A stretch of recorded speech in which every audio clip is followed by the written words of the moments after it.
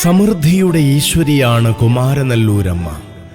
മലയാള മാസത്തിലെ എല്ലാ കാർത്തികയ്ക്കും തൻ്റെ പിറന്നാളായ വൃശ്ചിക മാസത്തിലെ തൃക്കാർത്തിക നാളിലും ദർശനത്തിനെത്തുന്ന എല്ലാ ഭക്തജനങ്ങൾക്കും മനവും വയറും നിറയെ അന്നം നൽകി അനുഗ്രഹിക്കുന്ന സാക്ഷാൽ അന്നപൂർണേശ്വരി.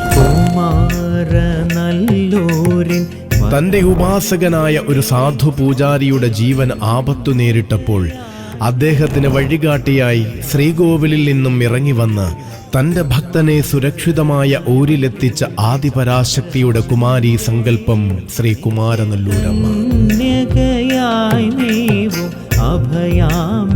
തന്നിൽ അഭയം പ്രാപിച്ചവരെ ഒരിക്കൽ പോലും തഴഞ്ഞിട്ടില്ലാത്ത, എന്നെന്നും അവർക്ക് ഐശ്വര്യം നൽകുന്ന സ്രോതസ്സായി കുമാരനല്ലൂർ ഗ്രാമത്തിന്റെ കവചമായി നിലയുറപ്പിച്ചിരിക്കുന്നതും ശക്തിസ്വരൂപിണിയായ മഹാമായ തന്നെ. മധുരാപുരിയിൽ നിന്നോടിയെത്തി ചിങ്ങമാസത്തിലെ തിരുവോണം കഴിഞ്ഞാൽ 5-ാം നാൾ വഞ്ചിയിലേറി തന്റെ അധീനതയിലുള്ള മുഴുവൻ ദേശങ്ങളിലും നേരിട്ടെത്തുന്ന ദേശനാഥയാണമ്മ.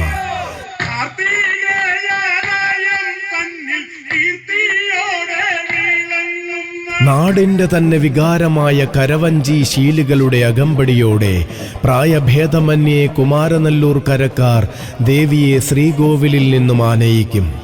ദേവി നേരിട്ടെഴുന്നള്ളി തന്റെ പ്രജകളുടെ ക്ഷേമമറിയുവാൻ ജലമാർഗം യാത്ര തിരിക്കും. 40 കിലോമീറ്ററിലധികം ദൂരം ജലമാർഗം യാത്ര ചെയ്ത് പ്രജകളുടെ സംതൃപ്തിയും സന്തോഷവും നേരിട്ട് കണ്ടറിഞ്ഞ് നിറഞ്ഞ മനസ്സോടെ അമ്മ തിരികെ ശ്രീകോവിലിലേക്കെത്തും.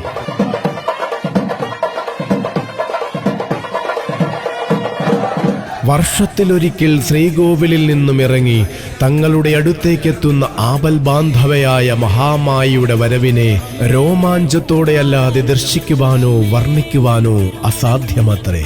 ഒരു ദുഷ്ടശക്തിയുടെ ദൃഷ്ടിയും തൻ്റെ ഭക്തർക്കുമേൽ പതിക്കാതെ, താൻ വാണരുളുന്ന നാടിനുമേൽ അറിയാതെ പോലും പതിക്കാൻ അനുവദിക്കാത്ത ആദിപരാശക്തി കുമാരനല്ലൂർ കാർത്യായനി ദേവിയുടെ പിറന്നാൾ ദിനമാഗതമാകുന്നു.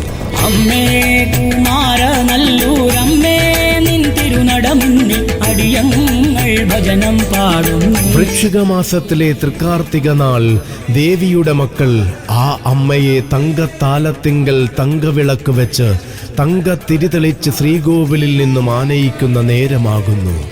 അരുണശോഭയെ വെല്ലുന്ന ആ ദീപപ്രഭയിൽ ആനന്ദചിത്തയായ ആദിപരാശക്തി കാർത്യായനി ദേവി തൻ്റെ ഭക്തജനങ്ങളുടെ മേൽ അനുഗ്രഹവർഷം ചൊരിയുക തന്നെ ചെയ്യും. അമ്മേ ശരണം, കുമാരനല്ലൂർ വാഴുന്ന തമ്പുരാട്ടി ശരണം. കുമരനായി പണിതൊരു ക്ഷേത്രം കുമാരനല്ലൂർ.